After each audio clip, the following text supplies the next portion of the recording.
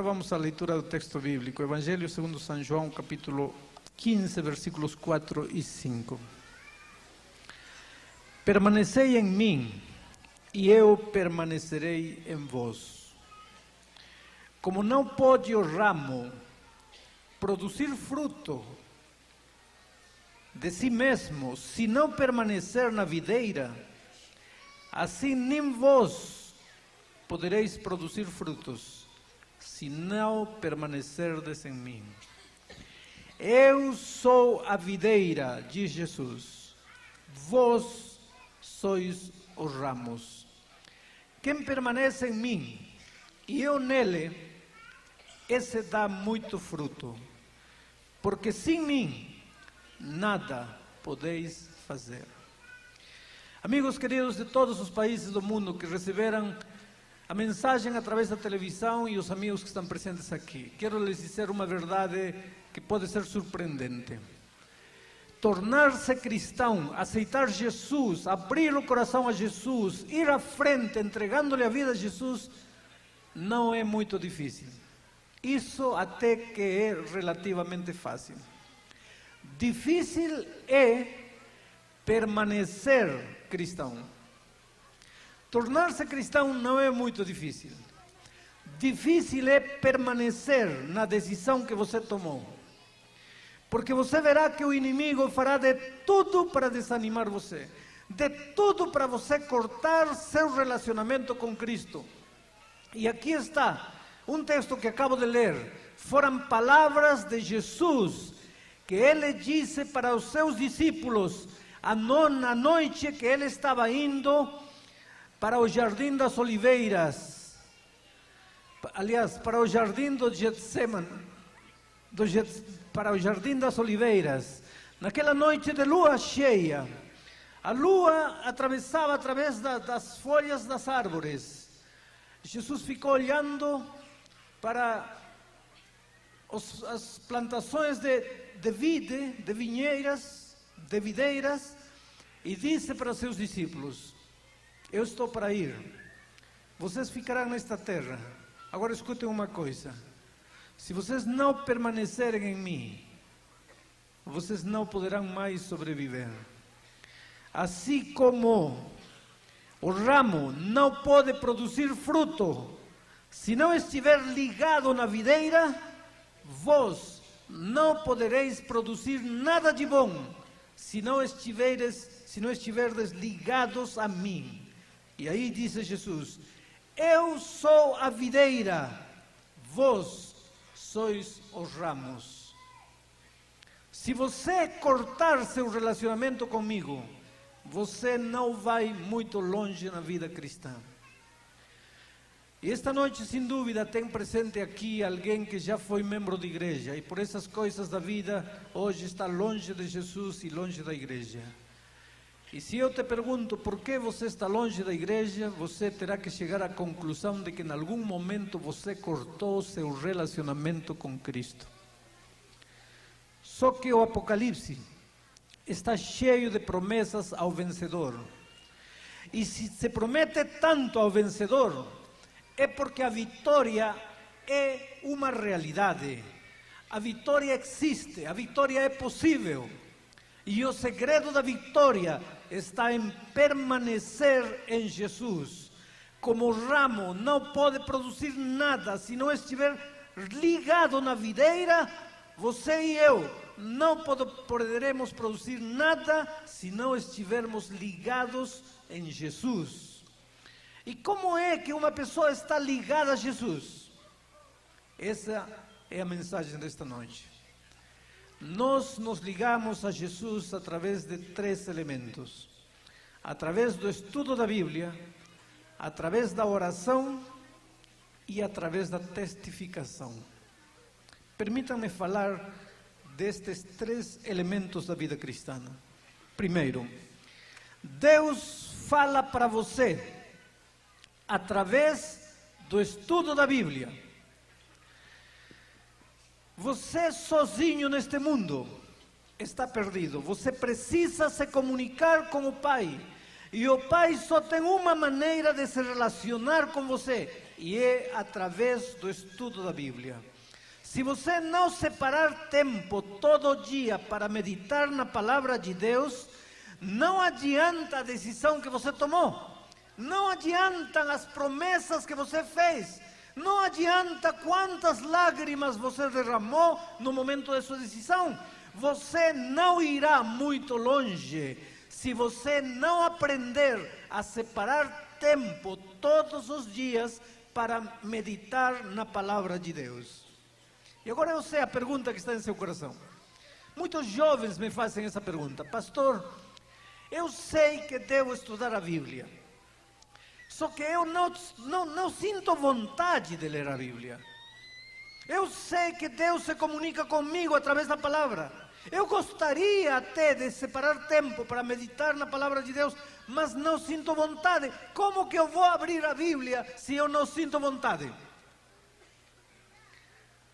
E agora eu quero fazer uma ilustração para você. Eu acho que todos vocês alguma vez já enfrentaram um exame. Hoje aqui em São Paulo, os jovens enfrentaram o vestibular. E eu tenho 4 filhos e todos eles enfrentaram vestibulares. E eu sei como eles sofriam para enfrentar o vestibular. Graças a Deus já os 4 passaram. Mas eu vi como eles suaram, como eles sofriam, como eles estudavam para enfrentar o vestibular.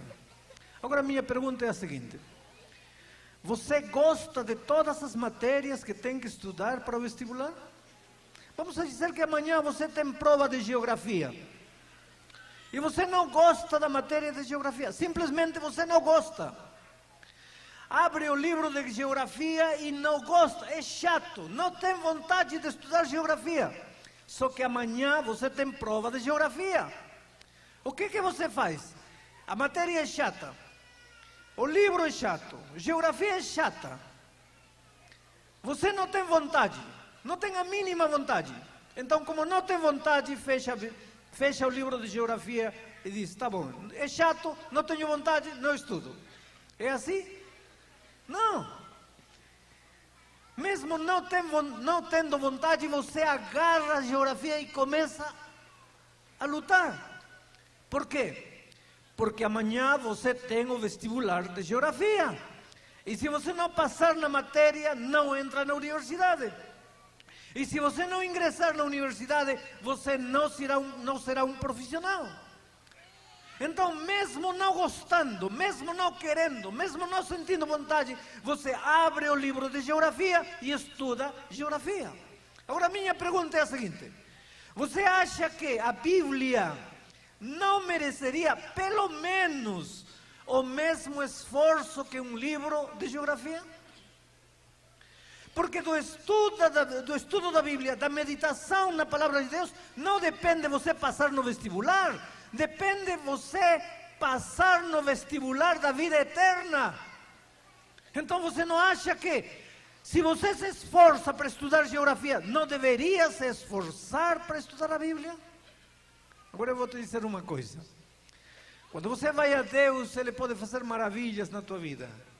Infelizmente, eu gostaria de encontrar um versículo que diga que você, não querendo se comunicar com Deus, Ele vai fazer algo por você. Mas não existe esse versículo.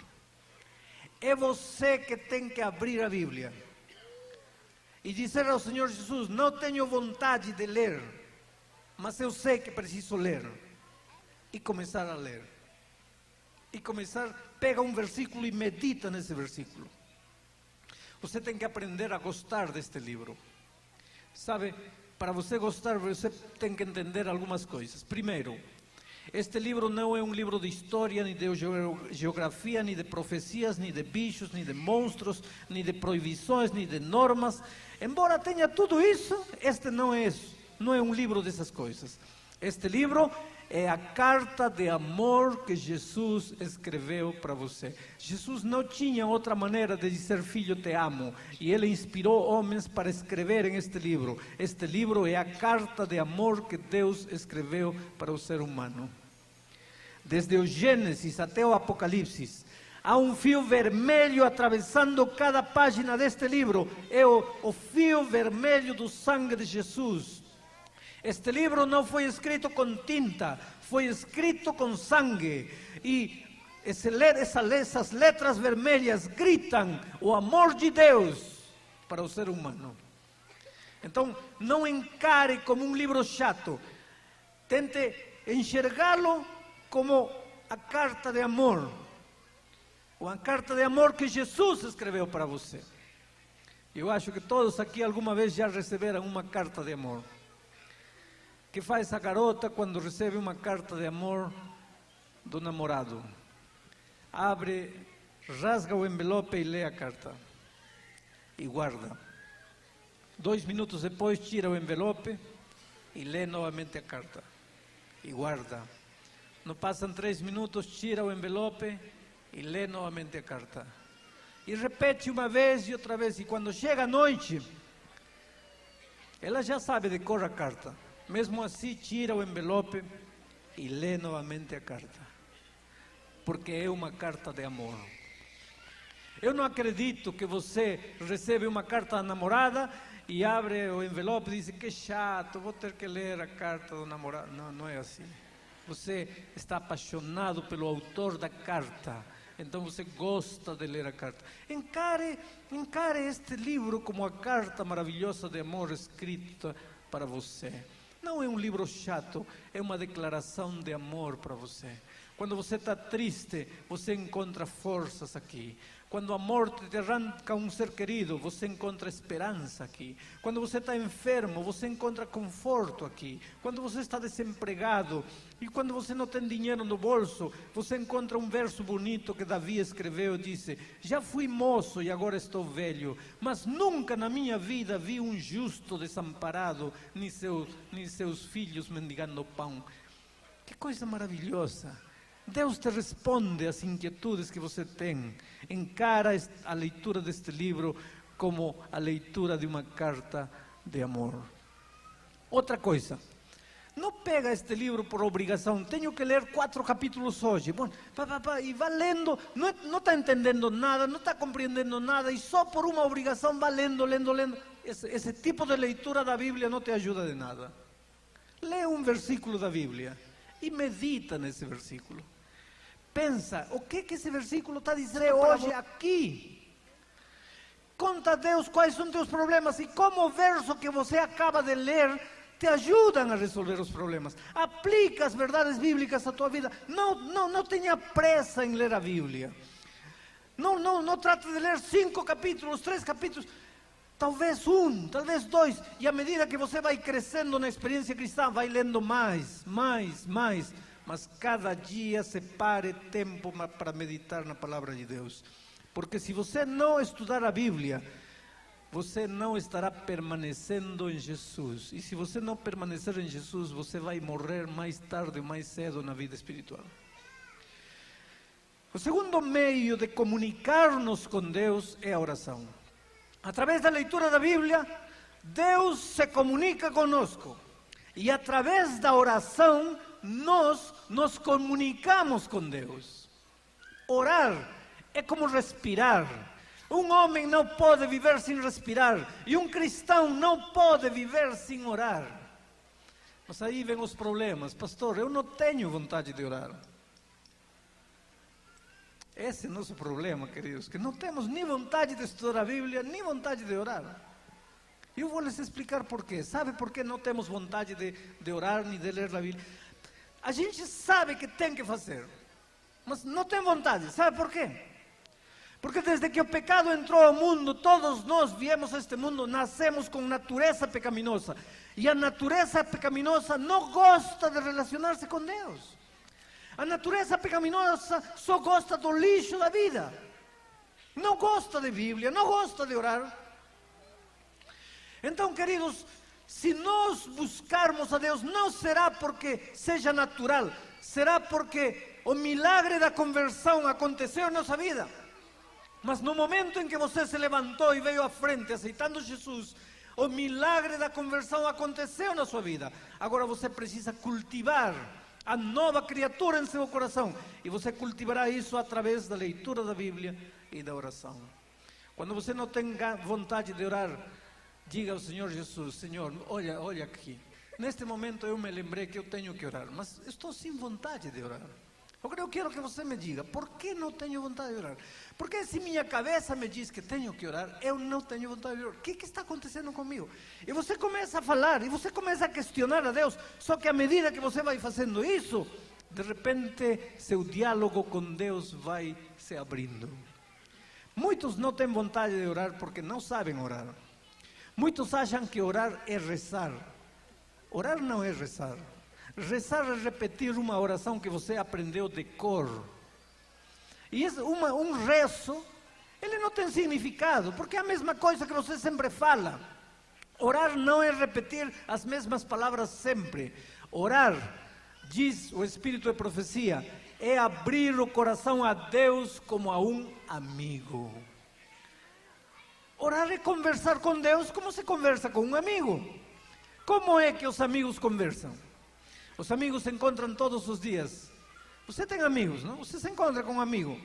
Se encontra, olá, como vai? Tudo bem? Tudo bem. E você também? Eu também estou bem. Tá bom, então até amanhã. Tá bom. Aí no dia seguinte, oi, como vai? Tudo bem? Sim, comigo também, tudo bem. Então tá bom, então até amanhã. Já, tchau. No dia seguinte, olá, como vai? Tudo bem? Tudo bem? Comigo também. Até amanhã, tchau.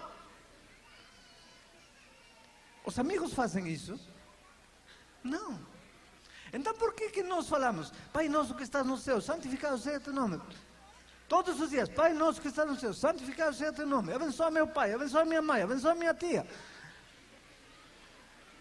Isso não é orar. Orar é falar com Deus como se Ele fosse nosso amigo. O que amigos falam? Amigos falam de tudo. Os amigos os amigos... Eu não sei se ganhou o Vasco ou Flamengo. Mas os amigos vascaínos, se perderam hoje, eles se encontram e dizem, você está triste, eu também. Você viu, Edmundo não fez nada, tá. Começam a conversar. Amigos conversam. Em Brasil temos uma expressão bonita, bater papo. Pois orar é bater papo com Deus. Senhor, estou triste porque o Flamengo perdeu, por que isso? Agora vocês dizem, mas pastor, o que é isso? Como está falando para Deus de Flamengo, de Vasco? Tem tanta coisa importante que falar, você está falando de Flamengo. É que essa é a tragédia, da oração. Você não pode fabricar a oração. A gente às vezes diz, Senhor, me abençoa, me cuida, me protege, me sara, me dá emprego, me aumenta a fé, me aumenta a consagração. A gente idealiza Deus, a gente usa Deus para coisas espirituais, mas no dia a dia, a gente não fala com Deus. Por que você um dia não tira o sapato e mostra para Deus, olha Senhor, o sapato, um buraco aí, estou precisando de um sapato novo, não tem... Fala com Deus, conversa com Deus, fala do Vasco, fala do Flamengo, fala da Bolsa de Valores, fala do desemprego, fala do carro velho, conversa com Deus. Quando você está chateado, fala, Senhor, eu estou triste, estou chateado, está dando tudo errado. Você fala do Vasco com um amigo, mas não fala do Vasco com Deus, porque teu amigo é teu amigo e Deus não é teu amigo. Você não deixa Deus ser teu amigo. Você programa Deus, você coloca Deus lá em cima. Aqui na terra não, você não entra aqui, você fica lá para as coisas espirituais. Aqui na vida eu sozinho me viro. E não é assim. Quando você começa a sentir a alegria de falar com Deus, chega a noite, Senhor, olha, eu vou te contar o que eu fiz.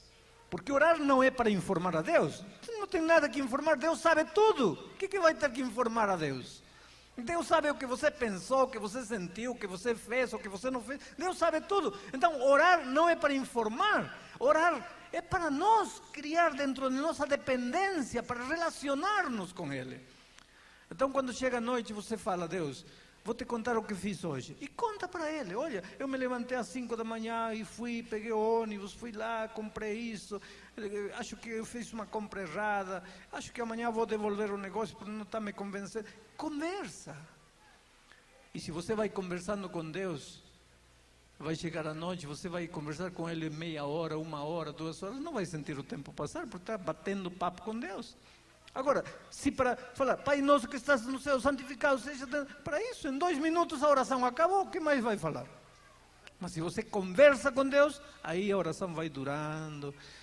Às vezes deitada na cama, ou deitado na cama, conversa, meia-noite, aí acorda, em lugar de estar pensando nas borboletas ou contando cordeirinhos aí para dormir, conversa com Deus. Não há coisa mais linda que dormir falando com Deus. Os esposos vão me entender. Às vezes os esposos estão conversando à noite, não? Conversa, olha, de repente só um sozinho está falando, o outro já está dormindo a tempo. Com Deus é a mesma coisa, você vai conversando, daqui a pouco você já está dormindo. E dorme conversando. E quando acorda conversando. E cristianismo é viver com Jesus dessa maneira. Isso é vida cristã. Alguns jovens me dizem, pastor, quando eu oro, eu sinto que minha oração não passa do teto. E eu também, quando era jovem, sentia que minha oração não passava do teto. E um dia fui onde um professor e perguntei, pastor, por que quando eu oro, sinto que minha oração não passa do teto? Ele disse, filho, é muito fácil, quer resolver isso? Sim, pastor. Então ora ao ar livre, aí não tem teto. Aí. Mas ele estava brincando comigo, ele não estava falando sério. Você pode orar ao ar livre e igualmente sente que a oração não passa do teto. Por que você sente que a oração não passa do teto? Sabe por quê? Porque você ora para lá. Você não tem que orar para lá. Você tem que orar para aqui. Porque Jesus está aqui, contigo, deitado na cama, ajoelhado contigo, sentado contigo. Então, quando você conversa com um amigo, você não precisa sentir que tua oração passa do teto. Você conversa com quem está ao teu lado. Isso é orar, isso é conversar. E se você não aprender a orar, a conversar com Deus, você não vai sobreviver na vida cristã. E o terceiro elemento para continuar crescendo e permanecer firme na fé é a testificação. Você era infeliz, você não tinha paz, você estava mergulhado nas drogas, você era um ateu, um incrédulo, mas isso doía teu coração, tua família estava estraçalhada, você não sabia o que fazer com a vida, e um dia encontrou Jesus e se apaixonou por Ele e lhe entregou a vida. E agora você tem paz, e agora você pode dormir. Quando chega a noite, você não tem que estar contando cordeirinhos, você não tem que tomar comprimido para dormir. Queridos, eu lhes digo uma coisa, não há coisa mais linda na vida que viver em paz com Deus. Deitar na cama e conversar com Ele e depois respirar 3 vezes. E tchau, até amanhã. Dormir em paz. Em paz. Agora, essa paz que Jesus me dá, quando eu vejo pessoas desesperadas, tristes, por que não falar para elas da paz que Jesus trouxe à minha vida? Agora, querido, se você somente estudar Bíblia e orar, mas não testificar, você em pouco tempo vai perder a vontade de orar e estudar a Bíblia. Então, para você sempre sentir a vontade de orar e estudar a Bíblia, você tem que incluir o terceiro elemento, que é a testificação. Procura um amigo, convida para a tua casa, assiste um vídeo cristão, lê a Bíblia, estuda a Bíblia, procura um colega em teu trabalho, um vizinho, um primo, um tio, um cunhado, um sogro, sogra, conversa, conta de Jesus, conta o que Jesus fez na tua vida, testifica. Porque se você não testificar, não vai muito longe na vida cristã. Às vezes os seres humanos somos ingratos. Jesus trouxe tanta coisa linda na nossa vida e a gente não comparte. Alguém deve ter inventado a história que vou contar agora, não deve ser verdade.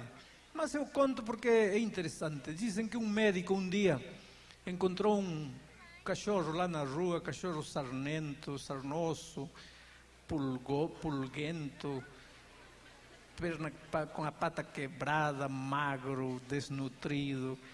E o médico teve pena do cachorro e levou para casa. curou as feridas, curou a perna, colocou uma tábua aí, alimentou. Em 2 meses o cachorro estava bonito, pelo lustroso, brilhante, gordo, uma maravilha de cachorro. E um dia o médico deixou a porta aberta e o cachorro desapareceu. E o médico pensou, cachorro ingrato. Como eu encontrei na rua, fiz de tudo por ele, deixei a porta aberta e já sumiu. Na manhã seguinte o médico acordou porque alguém estava raspando a porta. Ele foi, abriu, aí estava o cachorro de volta. Só que estava trazendo 5 cachorros magros, pulguentos, com a perna quebrada. Não deve ser verdade, alguém deve ter inventado essa história. Mas cada vez que a gente não tem vontade de falar a outro do que Jesus fez na vida, é bom lembrar do cachorro sarnento. Porque se até o cachorro busca outro cachorro, nós deveríamos buscar outras pessoas que não têm paz no coração. E tem tanta gente sofrendo na vida, queridos. Tem tanta gente sofrendo. Às vezes, nos aeroportos eu vejo aí sentadas pessoas sozinhas, tristes, com os olhos perdidos. E como quem não quer nada, fico sentado ao lado e falo, você tem problemas? Olhe para mim. Quem é você? Você está com problemas, não? Como você sabe?